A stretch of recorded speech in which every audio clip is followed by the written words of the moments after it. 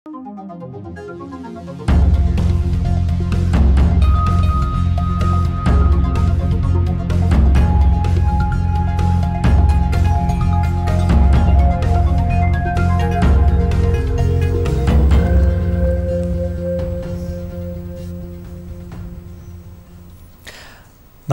यो हो news 24 television prime time न्यूजमा स्वागत छ। आजबाट संघीय संसदको वर्षे अर्थात् बजेट अधिवेशन सुरु भएको छ। दुवै सदनको सुरु बैठकमा प्रतिपक्ष दलहरूको निशानामा सरकार परेको छ। प्रतिनिधि सभाको बैठकमा प्रधानमन्त्री केपी शर्मा ओलीको राजीनामा समेत मागिएको छ। वर्तमान ओली नेतृत्वको सरकार असफल भएको विपक्षीहरूको आरोप रहेको छ।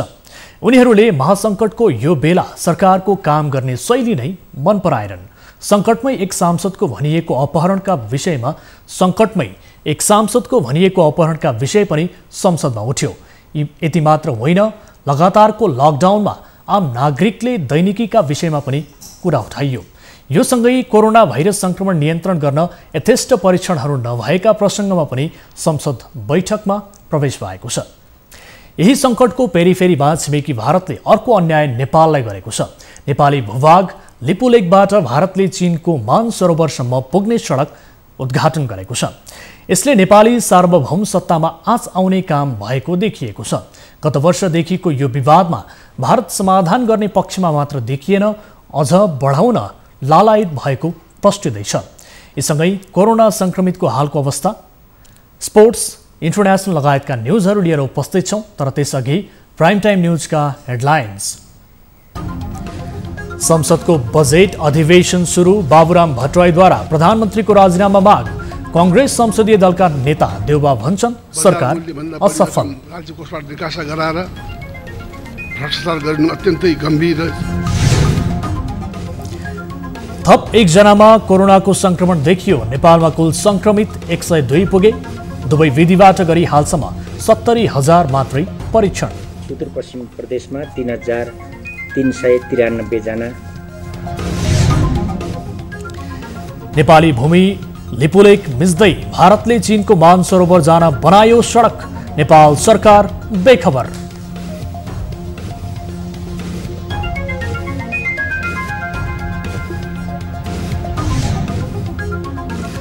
अन्तर्राष्ट्रिय मुद्रा कोषले गर्यो नेपाललाई करिब 26 अर्ब रुपैयाँ सहयोग। कोरोनाबाट प्रभावित क्षेत्रमा खर्च गरिने।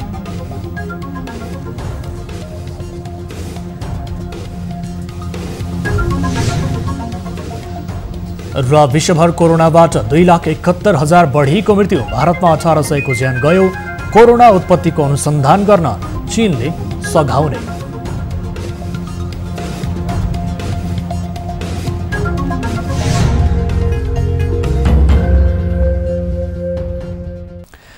हामी निरन्तर न्यूजमा छौं। लकडाउनका बीच संघीय संसदको बजेट अधिवेशन आजबाट सुरु भएको छ। सभामुख अग्निप्रसाद सापकोटाले राष्ट्रपति विद्यादेवी भण्डारीबाट अधिवेशन आह्वान सम्बन्धी पत्र पढे लगत्तै अधिवेशन प्रारम्भ भएको हो। वैशाख 21 को मन्त्री परिषदको निर्णय अनुसार राष्ट्रपति भण्डारीले शुक्रबारका लागि संसदको 6औं अधिवेशन आह्वान गरेकी थिइन्। जेठ 15 गतेभित्र बजेट ल्याउनुपर्ने संवैधानिक व्यवस्थाका कारण कोरोना भाइरसको महामारीका बीच पनि अधिवेशन सुरु भएको हो। नेपालको संविधानको धारा 93 को उपधारा 1 बमोजिम सम्मत 2077 साल वैशाख 26 गते शुक्रबारका दिन 16 बजे अन्तर्राष्ट्रिय सम्मेलन केन्द्रमा नयाँ बानेश्वरमा संघीय संसदको दुवै सदनको अधिवेशन आह्वान गरेको छु। विद्यादेवी भण्डारी, मिति 2077 वैशाख 21 गते। यो अधिवेशनले बजेट ल्याउनु अघि संसदमा सरकारले नीति तथा कार्यक्रम पेश गर्नेछ। त्यस्तै सरकारले आगामी वर्षको आर्थिक सर्वेक्षण पनि प्रस्तुत गर्नेछ भने जेठ 15 गते बजेट पेश गर्नेछ। संघीय संसदको अधिवेशन गत चैत 24 गते अन्त्य भएको थियो। कोरोना भाइरसको रोकथाम तथा नियन्त्रणका लागि सरकारले देशभर लकडाउन लागू गरेपछि हिउँदे अधिवेशन छिट्टै अन्त्य गरिएको थियो। अधिवेशन सुरु हुनु अघि स्वास्थ्य सुरक्षाका सम्पूर्ण उपायहरू अपनाइएको थियो।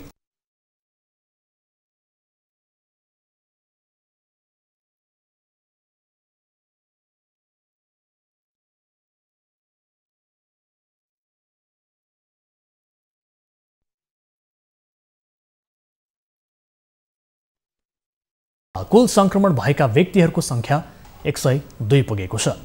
नेपालगञ्जमा रहेको भेरी अस्पतालमा पीसीआर विधिबाट गरिएको परीक्षणमा आज एकजनाको संक्रमण पोजिटिभ देखिएपछि कुल संक्रमितको संख्या 102 पुगेको हो। स्वास्थ्य तथा जनसङ्ख्या मन्त्रालयले आयोजना गरेको नियमित प्रेस ब्रिफिङमा प्रवक्ता डाक्टर विकास देवकोटाले संक्रमित भएका व्यक्ति 16 वर्षीय पुरुष हुन्। अहिलेसम्म संक्रमित हुनेमा 74 जना पुरुष र 28 जना महिला छन्। यस्तै कोशी अस्पतालमा उपचार भइरहेका 8 जना संक्रमितको रिपोर्ट नेगेटिभ आएपछि आज डिस्चार्ज गरिएको छ भने उता सुदूरपश्चिममा समेत 35 वर्षीय महिला डिस्चार्ज भएसँगै सुदूरपश्चिम प्रदेश पनि कोरोना मुक्त भएको छ। कोशी अस्पतालमा उपचारमा रहेका 8 जना व्यक्तिहरू उहाँहरूको रिपोर्ट नेगेटिभ आए पश्चात डिस्चार्ज हुनुभएको छ। आज उहाँहरूमध्ये 5 जना 17औं दिनमा डिस्चार्ज हुनुभएको हो भने 3 जना 16औं दिनमा डिस्चार्ज हुनुभएको हो।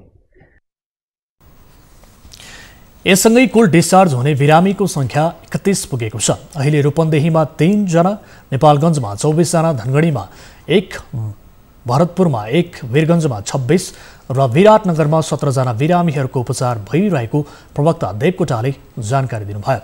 प्रदेश अनुसार प्रदेश 1 मा 31 जना, प्रदेश 2 मा 23, बागमती प्रदेशमा 7, गण्डकी प्रदेशमा 2, प्रदेश 5 मा 27 र सुदूरपश्चिम प्रदेशमा 5 जना संक्रमित छन्।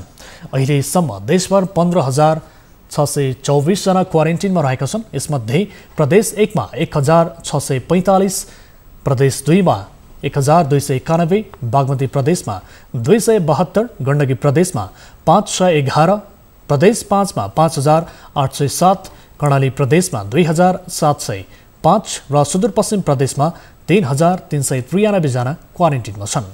यस्तै आइसोलेसनमा 135 जना छन्। यसमध्ये 3 जना काठमाडौँ उपत्यकामा छन् भने उपत्यका बाहिर 132 जना छन्।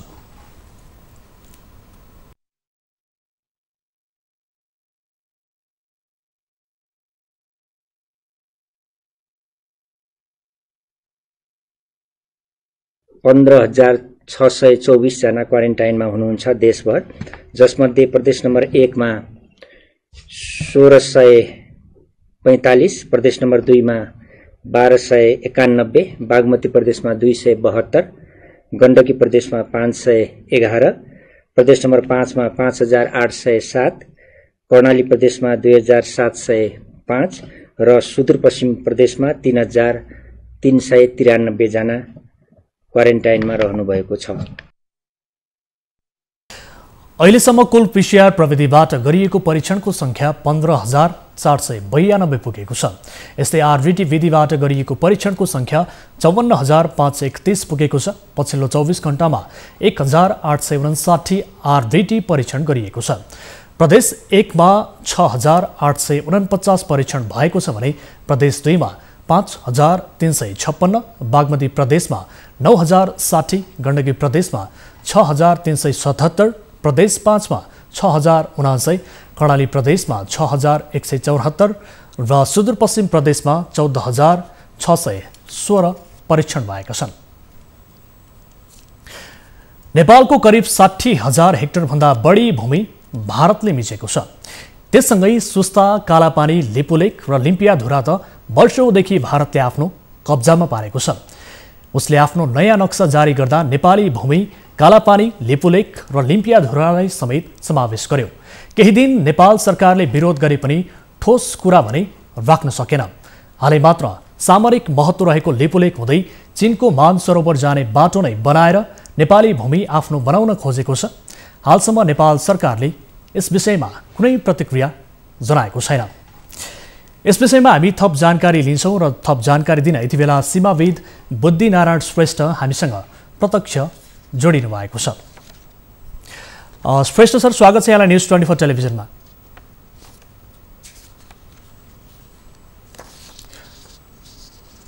श्रेष्ठ सर, सुनिरहनु भएको छ?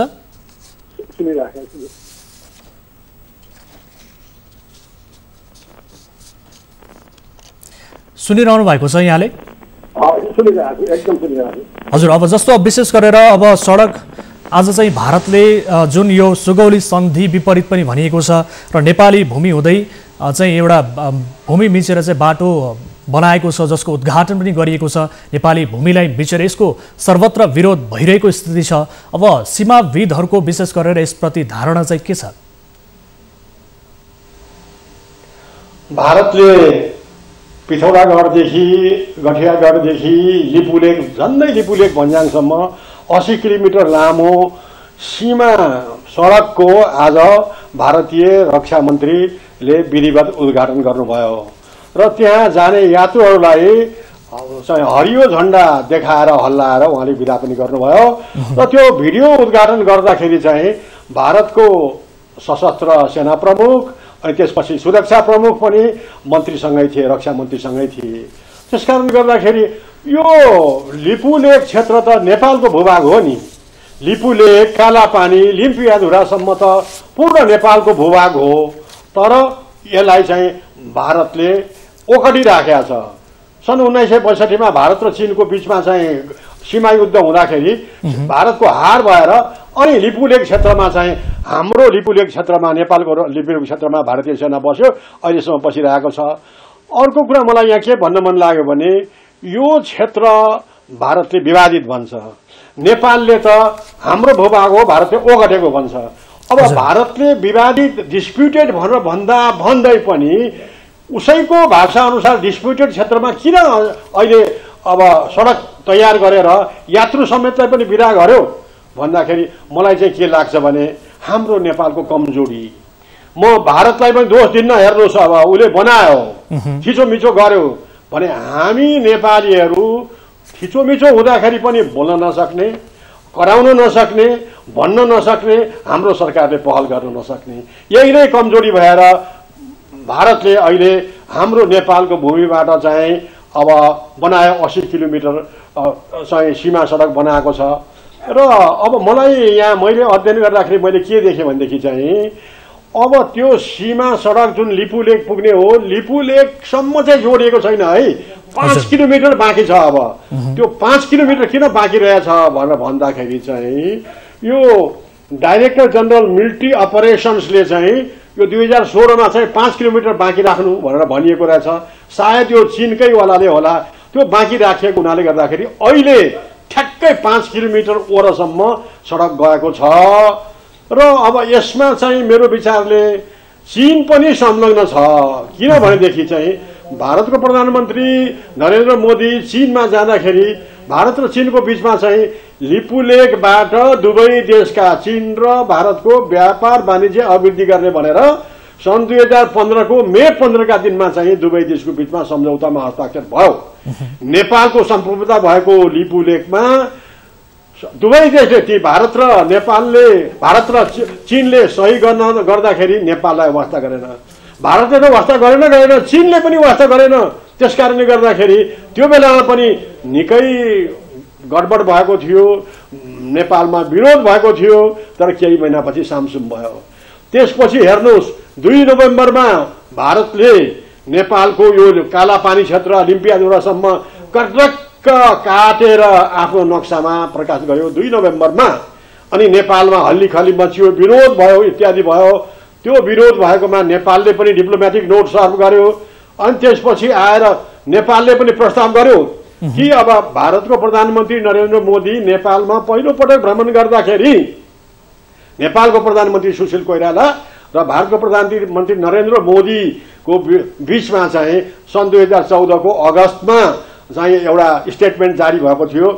त्यो स्टेटमेन्टमा के भनिएको छ भनेदेखि लिपुलेक, कालापानी, लिम्पियाधुरा अथवा र सुस्ता क्षेत्रको चाहिँ यो क्षेत्रमा अध्ययन गरेर तल्लो प्राविधिक तहबाट जानकारी लिएर अध्ययन गरेर दुवै देशका परराष्ट्र सचिवहरूले प्रतिवेदन तयार गर्ने र अब दुवै देशको सरकारमा पेश गर्ने भनेर भनिएकोमा त्यो संयन्त्रले केही काम नगरिकन नेपालले फटाफट 2 नोभेम्बरमा नक्सा नै चाहिँ निकालेर नेपालको भाग अतिक्रमण गर्यो, कार्टोग्राफिक इन्क्रोचमेन्ट डिस्टोर्सन गर्यो भने अहिले भूमिमा नै डिस्टोर्सन गरेको छ। जस्तो अब विशेष गरेर यसअघि पनि अब यहाँले जानकारी गराइहाल्नुभयो, विशेष गरेर कालापानी क्षेत्र र नवलपरासीको सुस्तामा विवाद रहेको कुरा दुवै देशलाई थाहा नै छ, स्वीकारेका पनि छन्। तर आफैले विवाद छ भनेर यसरी एकलौटी रूपमा चाहिँ बाटो खोल्नु, यो किसिमको पहल, यो किसिमको कदम चाल्नु कतिको अन्यायपूर्ण छ? यसले त अब सार्वभौम सत्तामा पनि एक किसिमको आँच आएको भनेर भनिएको छ। यो कतिको खेदजनक छ यो विषय?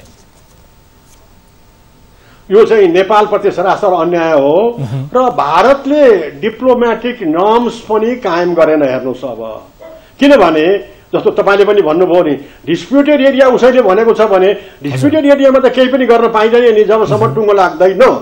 तर अहिले आएर भटाभट सडक बनाएपछि त यो चाहिँ अब डिप्लोमेटिक नर्म्सको विपरीत हो। अब हाम्रो नेपाल सरकारले यसमा चाहिँ कडा प्रतिरोध गर्नुपर्दछ। किनभनेदेखि अब परराष्ट्र सचिवहरूको संयन्त्र बाँकी नै छ, उसले प्रतिवेदन दिन दिएकै छैन, अध्ययन सुरु गरेकै छैन भने यसै अवस्थामा बल मिचाइ गरेर हाम्रो नेपालको राष्ट्रियता, नेपालको सार्वभौमिकता र नेपालको भौगोलिक अखण्डतामा प्रभाव पार्ने गरिकन यसरी कुप्रभाव पार्ने गरिकन चाहिँ यसरी अहिले सडक बनाएको हुनाले गर्दाखेरि यो एकदम भारतको निमित्त चाहिँ एउटा लज्जास्पद कुरो हो अन्तर्राष्ट्रिय जगतमा। तर नेपालले यसलाई पहल गर्नुपर्छ। हेर्नुहोस् भारतले यो उद्घाटन मात्रै गरेन, हेर्नुहोस् अब भारतले चाहिँ त्यस क्षेत्रबाट मानस सरोवरमा तीर्थयात्रा गर्न जाने मान्छेहरूको चाहिँ यात्रुहरूको एप्लिकेसन पनि मागिसक्यो उसले। हेर्नुहोस् अब 8 सेप्टेम्बरदेखि 8 अक्टोबरसम्म त्यस्ता यात्रुहरूले अनलाइन चाहिँ अब एप्लाई गर्न सक्नेछन्। त्यसको निमित्त 1,80,000 रुपियाँ लाग्नेछ।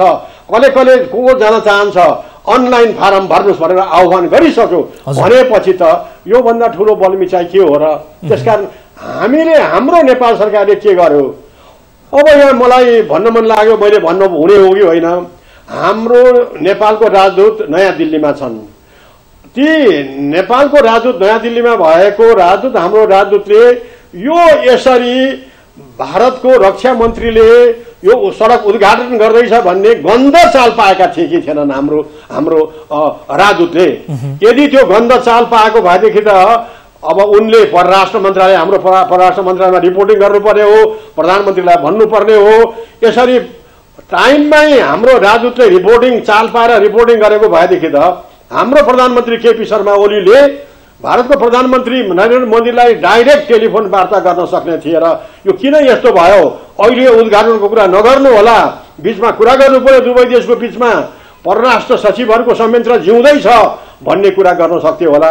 तर हाम्रै यो कूटनीतिक कमजोरीले गर्दाखेरि, हाम्रो आफ्नै राजनीतिक शिथिलताका कारणले गर्दाखेरि यस्तो हेपामा परेको छ।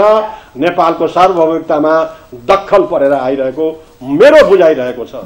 जस्तो अब यसअघि पनि अब भारतले नक्सा सार्वजनिक गर्दाखेरि नेपाली भूमिहरू समेटेर नक्सा सार्वजनिक गर्यो, जसको चाहिँ जनस्तरबाट व्यापक विरोध भइसके पश्चात सरकारले पनि कूटनीतिक नोट पठाएको थियो। तर भारतले त्यसप्रति अहिलेसम्म पनि समस्या समाधान गर्ने किसिमको तत्परता देखाएन र नेपालले पनि एक किसिमको ठोस किसिमको स्ट्यान्ड आफ्नो तर्फबाट लिन सकेको स्थिति देखिएन। अब नेपाल सरकारको यसप्रति दृष्टिकोण कस्तो हुनुपर्छ? सीमाविदका हैसियतले तपाईँ के भन्नुहुन्छ? अब हाम्रो नेपाल सरकारले भारत सरकार समक्ष तागिदा गर्नुपर्ने हो र यसरी हामीले पठाएको डिप्लोमेटिक नोट अनुसार भारतले पनि चाहिँ अब वार्ता गर्न इच्छुक भनेको थियो। अनि नेपालले मिति तोकाउँ भनेर भन्दाखेरि अहिलेसम्म भारतले तोकेन। त्यो तागिदा गर्नुपर्ने थियो नेपालले। हाम्रो नेपालबाट त्यो तागिदा हुन सकेन। हेर्नुहोस् अब र अब यो त्यस बेलाको जुन भारतले प्रकाशित गरेको नक्साको बारेमा जुन धेरै हल्लीखल्ली भएको थियो, त्यो हल्लीखल्लीलाई, यो इस्युलाई अमेरिकाको एमसीसी सम्बन्धित काण्डले ओझेलमा पार्यो। हेर्नुहोस् अब नेपालमा एमसीसी को फेरि गण्डागोल भयो। यो भारतको के अरे अमेरिकाको मिलिनियम चाहिँ कर्पोरेसनको चाहिँ सहायता लिने कि नलिने भनेर नेपालमा हामी जनताहरू, नेताहरू विवादनमा पर्यौं। त्यसले गर्दाखेरि नेपालको कालापानी लिम्पियाद्वारा लिपुलेको सीमा ओझेलमा पार्यो। त्यसमाथि पनि अहिले कोरोना भाइरस आएका कारणले गर्दाखेरि झन् बढ्ता ओझेलमा पार्यो। हेर्नुहोस्, यसरी कोरोना भाइरसको सङ्क्रमण भारतमा र नेपालमा फैलिँदै अब भारतमा त प्रशस्त मान्छे मरि पनि सके, 17,000 सङ्क्रमणमा परेका छन्। यस्तो अवस्थामा किन यो चाहिँ अब लिपु लेकको मार्ग खोल्नलाई, उद्घाटन गर्नलाई किन आवश्यक पर्यो? त्यसकारण यो मननीय कुरा छ। हेर्नुहोस्, अब सङ्क्रमणको बेलामा यो कुरो हाम्रो नेपाल सरकारले राम्रोसँग मनन गरेर अब कुटनीतिक तहबाट तुरन्त भोलिकै दिनमा नै पहल गर्नुपर्छ र यस कुरालाई रोक्नुपर्छ। त्यहाँबाट यात्रुहरू यारब्यार गर्ने जुन अब 8 सेप्टेम्बरदेखि गर्ने भनिएको छ, यसलाई तुरन्त रोक्नुपर्छ। अब रोक्न सकिएन भने हामी नै, हाम्रो सरकार नै निरीह रहेछ भनेर प्रमाणित हुन सक्छ। त्यसकारणले अब हाम्रो सरकारले के गर्छ हेरौँ।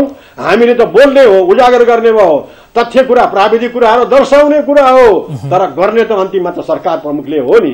त्यसकारण सरकार प्रमुखको के रहन्छ कार्य नेपाली जनताले हेर्छन् भन्ने मलाई लागेको छ। हुन्छ, यहाँको समय र जानकारीका लागि धेरै धेरै धन्यवाद। दर्शकले यति बेला विशेष गरेर भारतको उत्तराखण्ड स्थित धारचुला क्षेत्रको पिथौरागढबाट नेपालको दार्चुलाको गुन्जी क्षेत्रबाट लिपुलेक पुग्ने सडक मार्ग भारतले खोलेको छ र जसको उद्घाटन समेत गरिएको छ आज। र यो सडक मार्गले नेपाली भूमिलाई हस्तक्षेप गरेको जुन सुगौली सन्धि पनि विपरीत भइरहेको भन्ने किसिमको जनस्तरबाट व्यापक विरोध भइरहँदा यसप्रति विशेष गरेर सीमाविदहरूको धारणा के छ यस सम्बन्धी जानकारी लियौँ र सीमाविद बुद्धिनारायण श्रेष्ठ हाम्रो प्रत्यक्ष सम्पर्कमा हुनुहुन्थ्यो। अब बाँकी न्युज। पूर्व प्रधानमन्त्री डाक्टर बाबुराम भट्टराईले प्रधानमन्त्री केपी शर्मा ओलीलाई राजीनामा दिन सुझाव दिनुभएको छ। आज प्रतिनिधि सभाको बैठकलाई सम्बोधन गर्दै भट्टराईले लोकतन्त्र र कानुन विरोधी गतिविधिमा संलग्न रहेको आरोप लगाउँदै प्रधानमन्त्रीको राजीनामा माग्नु भएको हो। राजनैतिक दल फुटाउने र संवैधानिक परिषदमा विपक्षी दलको नेता नभए पनि निर्णय गर्न सक्ने गरी सरकारले ल्याएको अध्यादेश लोकतन्त्र विरोधी हरकत भएको भट्टराईको तर्क छ। राजनैतिक प्रतिस्पर्धासँगै न्यूनतम राष्ट्रिय सहमति कायम गरेर अगाडि बढ्नुपर्ने भन्दै भट्टराईले राष्ट्रिय मुद्दामा मेलमिलाप कायम गर्नुपर्नेमा जोड दिनुभयो। टिकापुर घटनामा दोषी ठहर भएर निलम्बनमा रहेका सांसद रेशम चौधरीको मुद्दा फिर्ता लिनुपर्ने र नेत्रविक्रम चन्द समूहलाई क्षमादान दिनुपर्ने उहाँको आग्रह थियो। नैतिक आचरण ठुलो हुन्छ। यस निम्ति मेरो सम्मानीय प्रधानमन्त्रीसँग आग्रह छ, तपाईँ जुन उचाइमा पुग्नु भएको छ त्यही रहनुहोस् र तपाईँले अनावश्यक ढङ्गले यस्ता प्रकारको गतिमा संलग्न हुँदा तपाईँले आफैमाथि पनि अन्याय भएको छ। तपाईँ रोगले जीर्ण भएको शरीरलाई तपाईँले चाहिँ आराम दिनुपर्छ र यो लोकतन्त्रलाई बचाएर तपाईँ आफ्नै एउटा छविलाई पनि बचाएर अगाडि बढ्नको निम्ति तपाईँले राजीनामा दिनु नै उपयुक्त हुन्छ। त्यो नै एउटा उचित निकास हुन्छ। देउपाले सरकारले शासन गर्ने नैतिक र राजनैतिक आधार गुमाइसकेको टिप्पणी गर्नुभयो। कोरोना संक्रमणको विषम परिस्थितिमा पनि भ्रष्टाचारका विषय सार्वजनिक हुनु, सरकार लोकतान्त्रिक मूल्य मान्यता र संविधानको भावना विपरीतका क्रियाकलापमा संलग्न हुनु तथा सांसद नै अवांछित र आपराधिक गतिविधिमा संलग्न हुनुले सरकारको नैतिक र राजनैतिक आधार गुमेको उहाँको निष्कर्ष थियो। स्वास्थ्य सामग्रीको अझै अभाव रहेको र खरिद प्रक्रियामा भ्रष्टाचार भएको भन्दै देउबाले संलग्नलाई पदमुक्त गर्न पनि माग गर्नुभयो। सालबारे कोरोनासँग जुझ्न आवश्यक पिपी परीक्षण सामग्री लगायतका सामग्रीको अझै अभाव रहनु दुःखद र लज्जास्पद छ। समयमै सामग्री प्रबन्धन नगर्नु, खरिद प्रक्रियामा पारदर्शिता नहुनु, बजार मूल्यभन्दा बढी रकम राज्य कोषबाट निकासा गराएर भ्रष्टाचार गरिनु अत्यन्तै गम्भीर र अक्षम्य छ। दोषीहरूलाई पदमुक्त गरेर अनुसन्धानलाई सघाउ र कारबाही गर्न म सरकारसँग अनुरोध गर्न चाहन्छु। बैठकमा प्रतिपक्षी दलले लगाएको आरोपको खण्डन गर्दै नेकपा संसदीय दलका उपनेता सुभाष नेम्बाङले सरकारमाथि लगाइएको लाञ्छनाको छिट्टै छिनोफानो हुने दावी गर्नुभयो। उहाँले यो अधिवेशनले बजेट सँगसँगै शान्ति प्रक्रिया सम्बन्धी बाँकी काम टुङ्ग्याउनु पर्नेमा समेत जोड दिनुभयो।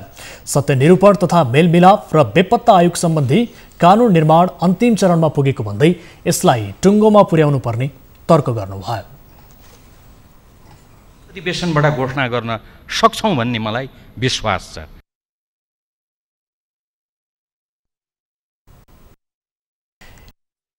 समाजवादी पार्टीका नेता राजेन्द्र महतोले समेत सरकारको पछिल्लो काम गराइप्रति असन्तुष्टि जनाउँदै आलोचना गर्नुभएको थियो। सल्यान जिल्ला अस्पतालमा कोरोना भाइरस परीक्षण गर्ने आरडीटी किट अभाव भएको छ। किट अभावका कारण देशका विभिन्न स्थानबाट जिल्ला भित्रिएका सयौं मानिसको परीक्षण रोकिएको छ। स्थानीय तहले आफ्ना नागरिकलाई बाहिर जिल्लाबाट झिकाएर क्वारेन्टिनमा राखेको भए पनि परीक्षण नहुँदा उनीहरूलाई अझै राख्ने कि छोड्ने अन्यल बढेको छ। कोरोना भाइरस कोभिड-19 को पहिचानको लागि परीक्षण प्रणालीलाई तीव्र गतिमा अगाडि बढाउनु पर्ने आवाज उठिरहेको बेला आरडीटी किट लगायत अन्य स्वास्थ्य सामग्रीको अभावमा भने जिल्ला अस्पताल सल्यानले कोरोना भाइरस कोभिड-19 को पहिचानको परीक्षण प्रणालीलाई बन्द गरिएको छ। जिल्लाभरि 1100वटा मात्रै आरडीटी किटहरू आएकोमा हाल जिल्ला अस्पताल सल्यानको स्वास्थ्य कर्मीको टिमले जिल्लाका विभिन्न स्थानीय तहहरूले निर्माण गरेको ती क्वारेन्टाइनहरूमा पुगी आरडीटी किट मार्फत गरिने परीक्षणबाट 1001 जनाको परीक्षण गरिएको छ भने 47 जनाको पीसीआर गरिएको छ।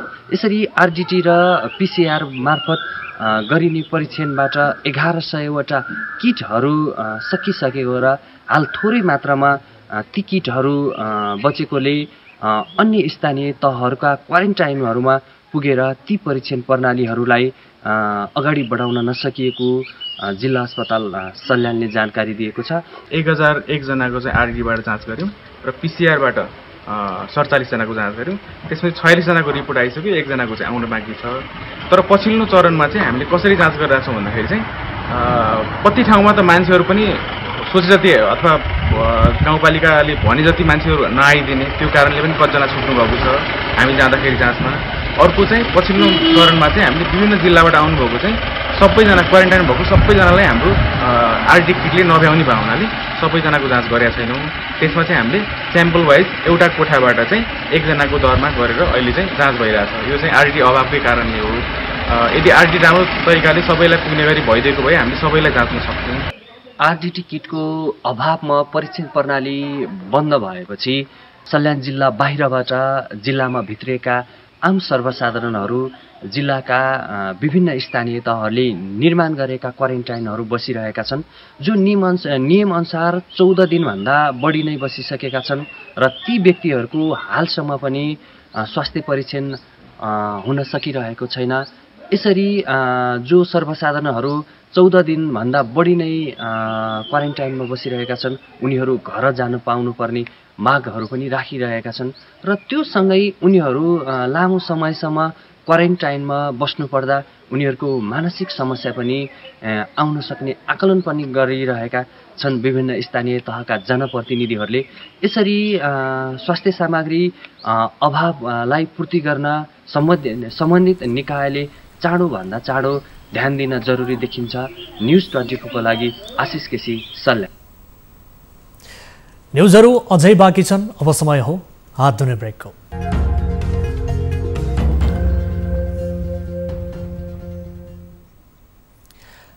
हामी निरन्तर न्युजमा छौं। भारतले हालै मात्र सामरिक महत्त्व रहेको लेपुलेक हुँदै चीनको मानसरोवर जाने बाटो नै बनाएर नेपाली भूमि आफ्नो कब्जामा पार्न खोजेको छ। तर हालसम्म नेपाल सरकारले यस विषयमा कुनै प्रतिक्रिया जनाएको छैन। थप जानकारी सहितको यो रिपोर्ट। कोरोना भाइरसको महामारीसँग विश्व जुधिरहेका बेला भारतले भने नेपाली भूमि मिचेको छ।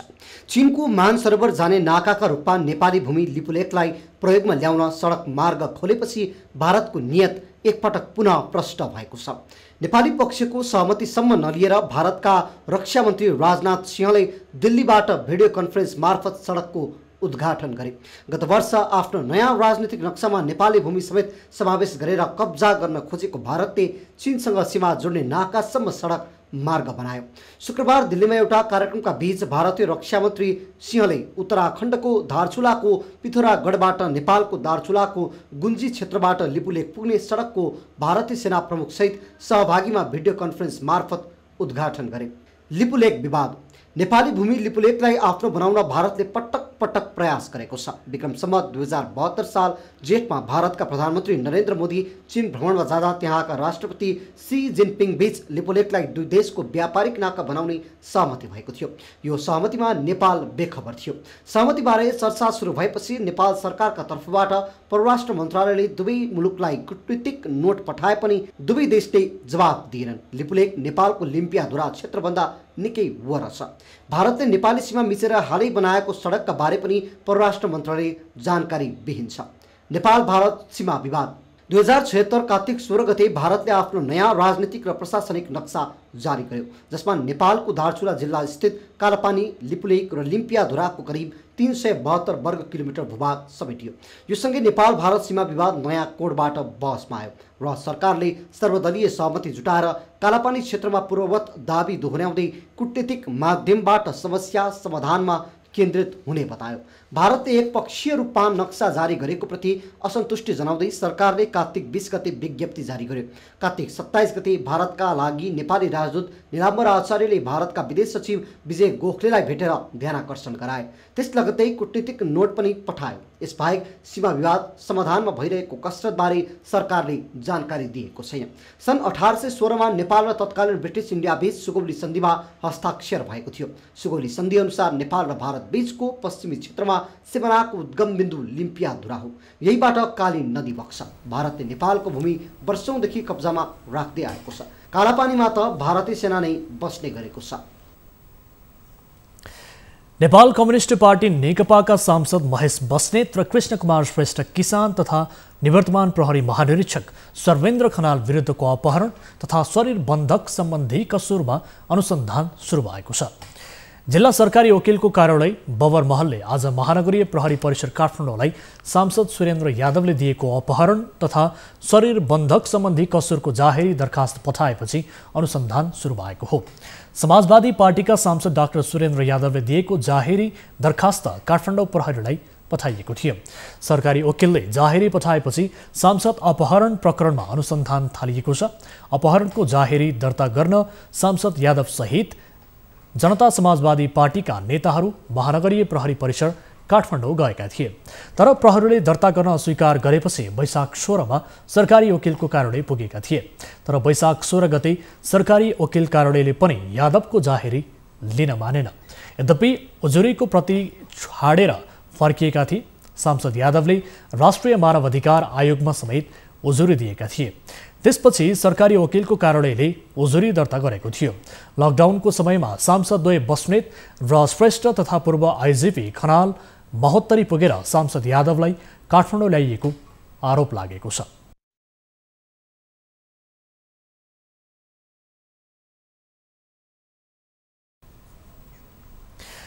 भारतीय सीमाबाट लकडाउनमा पनि लुकेर नेपाल प्रवेश गर्ने क्रम नरोकिएपछि तराईका सीमावर्ती जिल्लामा सुरक्षाकर्मीको टोली थपिएको छ।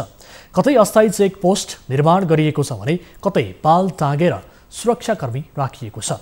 तर गर्मी र वर्षाका कारण सुरक्षाकर्मी समस्यामा परेका छन्।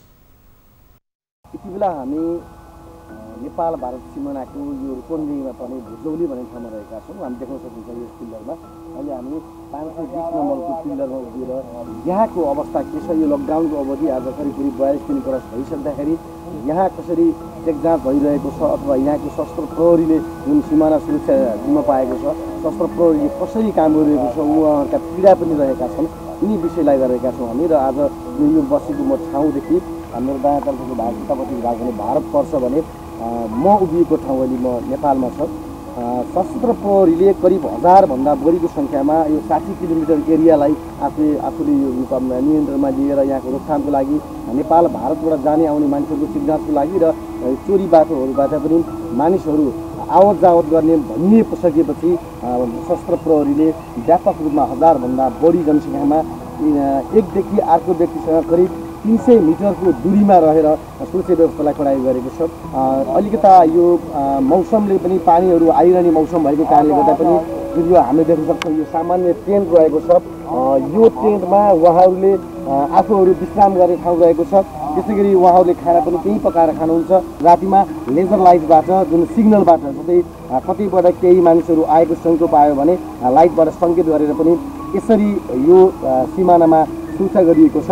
अबका दिनमा लकडाउन लम्बिँदै गर्दा अथवा लकडाउन थपिँदै गर्दा र यो सीमा क्षेत्रमा पनि सरकारको पनि ध्यान जाओस्। यहाँ जसरी खटिएका सुरक्षाकर्मीहरूले आफ्नो ज्यानको प्रवाह नगरिकन पनि जुन यो क्षेत्रलाई अहोरात्र खटिएर लकडाउनलाई पनि यहाँका मानिसहरूलाई बुझाउने त्यसै गरी आवत जावत गर्न रोक लगाइएको छ। हामीले भन्यौँ 1000भन्दा बढीको सङ्ख्यामा सशस्त्र प्रहरीले जुन यो 60 किलोमिटरको यात्राले आफ्नो कब्जामा लिएर यहाँलाई नियन्त्रण गरेको छ। यहाँको जुन यो माहौल यसरी नै व्यवस्थित हुँदै गयो भने पक्कै पनि भारतीयबाट यो जुन चोर बाटो हुँदै नेपाल आउने व्यक्तिहरूलाई पनि रोक्न सकिन्छ। र अहिले हामीले जिल्ला प्रशासन कार्यालयमा सिनु साहबसँग पनि फोनमा बुझेका थियौँ नेपालको जुन यो सिमानाबाट केही मात्रामा यो चोरी छिपी लुकी छिपी पनि आउने मानिसहरूलाई पनि नियन्त्रणमा लिएर करिब करिब 57 जनाभन्दा बढीलाई अहिले नौतुनाहाको क्वारेन्टाइनमा पनि राखिएको छ उहाँहरूलाई।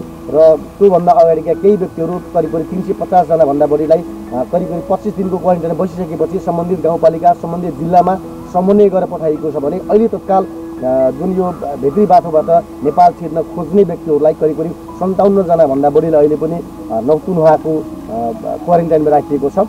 र भोलिका दिनमा सशस्त्र प्रहरीले यो अवस्थालाई पनि नियन्त्रणमा लिएको छ। मैले अघि नै पनि भने उहाँको यो सुरक्षा अवस्थालाई पनि उहाँहरूलाई पनि मध्यनजर गर्नुपर्छ किनकि स्थानीय जनप्रतिनिधि त्यसै गरी गाउँपालिकाका सबै स्थानीय तहले पनि यो सुरक्षा व्यवस्थालाई आफूतर्फबाट गरिदिनुपर्छ। सिंहदरबार गेट अगाडि धरना दिएका 45 जना चुनिया नागरिकलाई प्रहरीले नियन्त्रणमा लिएको छ।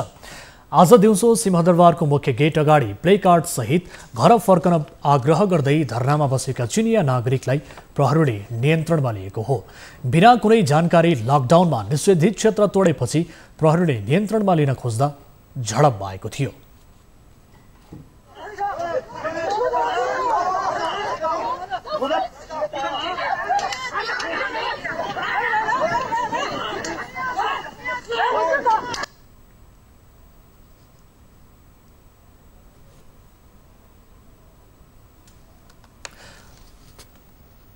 महानगरीय प्रहरी कार्यालय रानी पोखरीका प्रमुख विश्वराज पोखरेलका अनुसार सिंहदरबार अगाडि 33 जना चुनिया नागरिक जम्मा भएका थिए।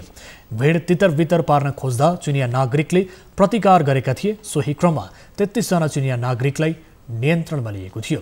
चुनिया नागरिक र प्रहरी बीच भएको घम्साघम्सीमा महानगरीय प्रहरी वृत्त सिंहदरबारका डीएसपी हरिबहादुर बस्नेत, एक महिला प्रहरी र चुनिया नागरिकतर्फ 3 जना घाइते भएका छन्।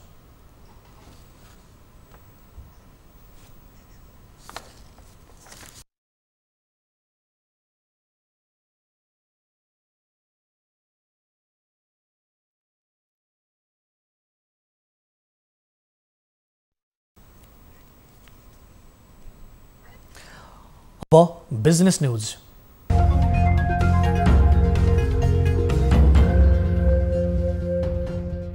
अन्तर्राष्ट्रिय मुद्रा कोष आईएमएफले नेपाललाई करिब 26 अर्ब रुपियाँ दिने भएको छ। आईएमएफको कार्यकारी बोर्ड बैठकले नेपाललाई कोरोना भाइरसको महामारीले प्रभाव पारेको क्षेत्रमा खर्च गर्न उक्त रकम उपलब्ध गराउने निर्णय गरेको हो। उक्त रकमले नेपालको भुक्तानी सन्तुलनमा सहयोग गर्ने अपेक्षा अन्तर्राष्ट्रिय मुद्रा कोषको रहेको छ।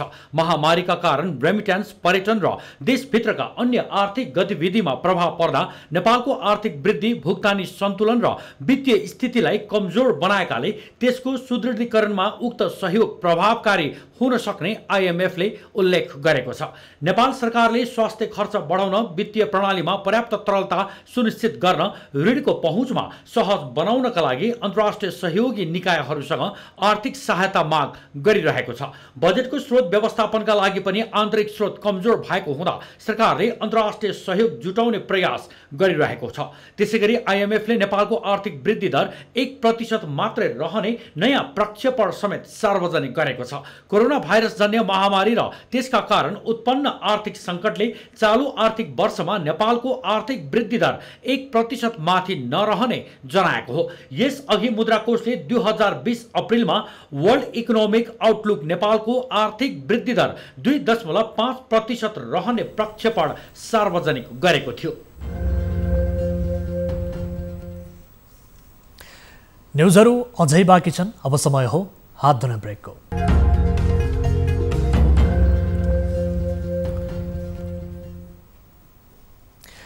हामी निरन्तर न्युजमा छौँ। अब इन्टरनेसनल न्युज।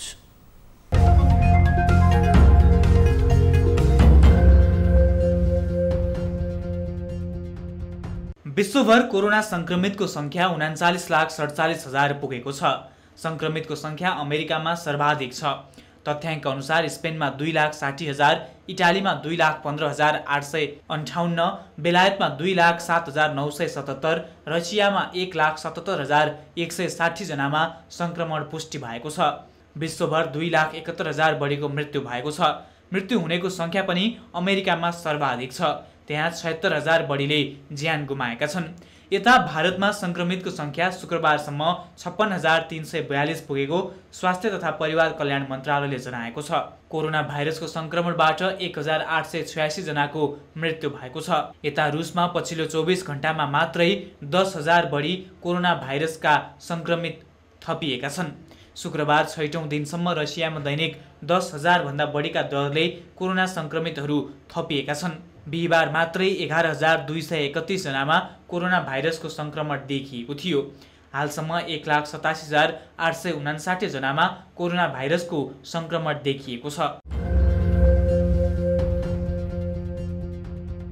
चीनले कोरोना भाइरस कोभिड-19 को उत्पत्तिका बारेमा गरिने अनुसन्धानमा सघाउने भएको छ। विश्व स्वास्थ्य संगठनले गर्ने अनुसन्धानमा सघाउन चीन तयार भएको हो। तर चीनले अनुसन्धान राजनीतिक नभई वैज्ञानिक हुनुपर्ने शर्त राखेको छ। अमेरिकाले कोरोना भाइरसबारे चीनले पारदर्शिता नदेखाएको आरोप लगाएका बेला चीन अनुसन्धानमा सघाउन तयार भएको हो। अमेरिकी आरोपको खण्डन गर्दै आएको चीनले कोरोना भाइरसको उत्पत्ति चीनभन्दा बाहिर नै भएको दावी गर्दै आएको छ। कोरोना भाइरसको संक्रमण सुरु भएको चीनमा अरू देशको तुलनामा कम मानवीय क्षति भएको छ भने अमेरिका सबैभन्दा बढी प्रभावित भएको छ। अमेरिकामा कोरोना संक्रमणका कारण करिब 77,000ले ज्यान गुमाइसकेका छन्। शुक्रबार बिहान 5:30 बजे मालवाहक रेलले खिच्दा भारतमा 15 मजदुरको मृत्यु भएको छ। दुर्घटनामा 4 जना गम्भीर घाइते भएका छन्। भारतीय सञ्चार माध्यमका अनुसार महाराष्ट्रको औरंगाबाद स्थित रेलवे लाइनमा दुर्घटना भएको हो। एक स्टिल उद्योगमा काम गर्ने 18 मजदुर लकडाउनका कारण आफ्नो घर मध्य प्रदेश फर्कँदै थिए। औरंगाबादबाट मध्य प्रदेशका लागि रेल जान थालेको छ। उनीहरू महाराष्ट्रकै जालनाबाट 60 किलोमिटर टाढाको औरंगाबाद रेलवे स्टेसन जाँदै थिए। प्रहरीको डरले उनीहरू रेलवे स्टेसन पुग्न सडक मार्ग प्रयोग गरेका थिएनन्। उनीहरूले रेलवे लाइन भएर हिँडिरहेका थिए। हिँड्दा हिँड्दै थाकेपछि उनीहरू गैराती रेलवे लाइनमा पल्टिएका थिए।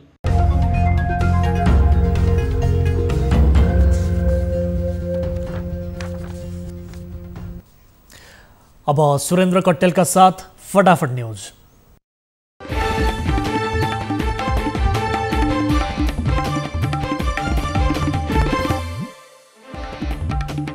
लकडाउनका बीच संघीय संसदको बजेट अधिवेशन सुरु। कोरोनाको जोखिम हुन नदिन विशेष सुरक्षा सतर्कता, शीर्ष नेताको सम्बोधन।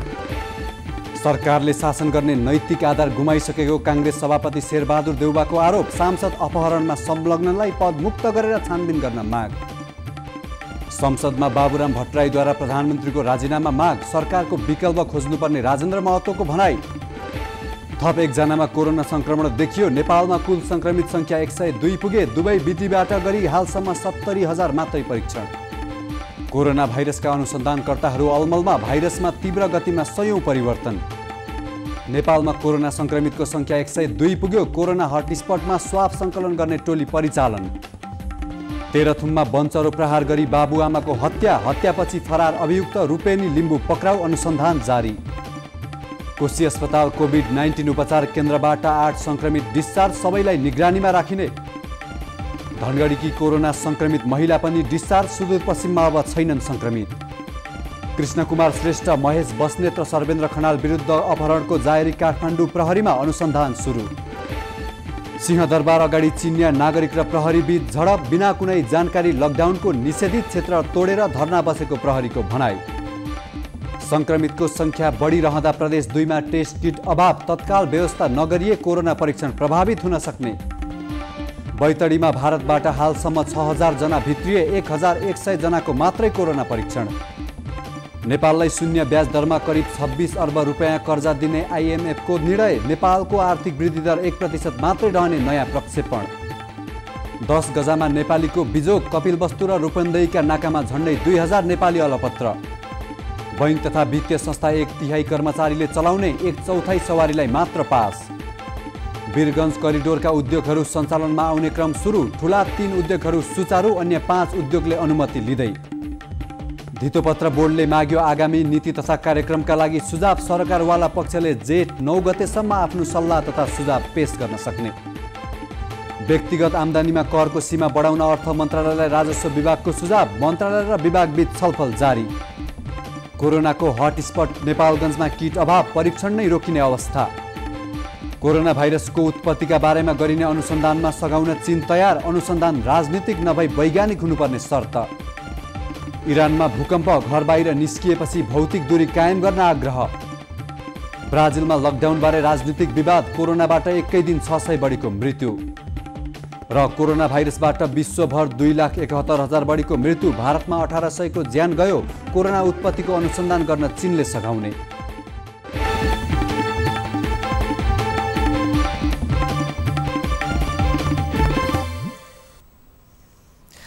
अब एउटा रोचक प्रसङ्ग। कोरोना भाइरसको महामारीलाई मध्यनजर गर्दै विश्वका अधिकांश देश अहिले लकडाउन भएका छन्, जसका कारण कोहीले पनि कसैलाई भेट्न पाएका छैनन्, जो जहाँ छ त्यही कैद भएका छन्। यसैबीच अस्ट्रेलियाको एडिलेडका जोई मेग्नोन नामका एक व्यक्ति लकडाउनका कारण साथीकोमा जान पाएका थिएनन्, जसका कारण उनी आफ्ना साथीहरूलाई मिस गरिरहेका थिए। उनले साथीहरूको न्यास्रो लागेपछि लकडाउनको बेला ड्रोनबाट बियर पठाएका छन्। भिडियोमा उनले 2 गिलासमा बियर भर्छन् र ड्रोनमा राखेर साथीलाई पठाउँछन्। उता साथी तलबाट बियर ड्रोनले ल्याइरहेको दृश्य हेरिरहेका हुन्छन्। यो भिडियो अहिले सोशल मिडियामा अत्यधिक भाइरल बनिरहेको छ। अब वेदर अपडेट।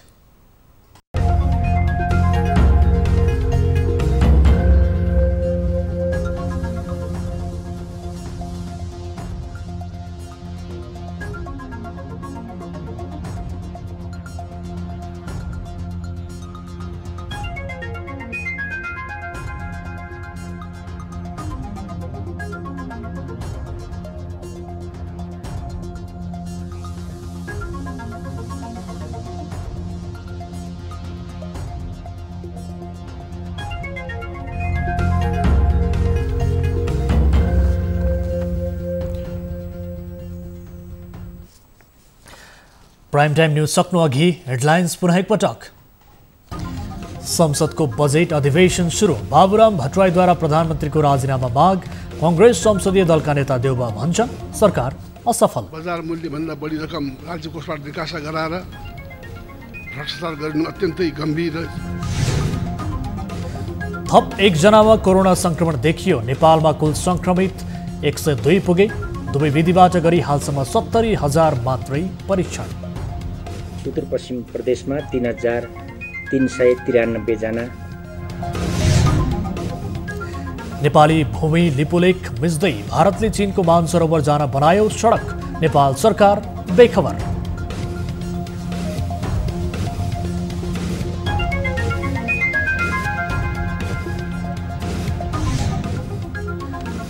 अन्तर्राष्ट्रिय मुद्रा कोषले गर्यो नेपाललाई करिब 26 अर्ब रुपैयाँ सहयोग। कोरोनाबाट प्रभावित क्षेत्रमा खर्च गरिने।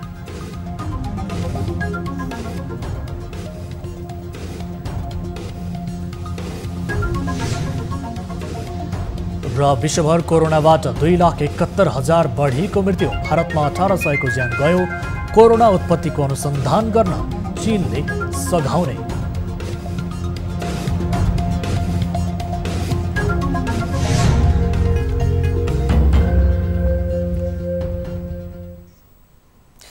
प्राइम टाइम न्यूज अहिलेलाई यति नै। जाँदा जाँदै गाली र तालीका लागि हाम्रो प्रश्न। स्वास्थ्य सङ्कटको वर्तमान अवस्थामा नेपालमा भइरहेको अनलाइन कक्षाहरू कतिको प्रभावकारी होला? हुन्छ भन्नेले ताली र हुँदैन भन्नेले गालीमा हाम्रो पात्रको एप मार्फत भोट गर्न सक्नुहुनेछ। थप न्युजका लागि हाम्रो वेबसाइट www.news24nepal.com हेर्नुहोला। साथै हामीलाई फेसबुक, ट्विटर र युट्युबमा पनि फलो गर्न सक्नुहुनेछ। यस्तै मोबाइल, भाइबर र इमेलबाट न्युज 24 को हेल्प डेस्कमा कुनै समस्या र गुनासो छ भने टिपाउन सक्नुहुनेछ। हामी निरन्तर न्युजमा छौँ। नमस्ते।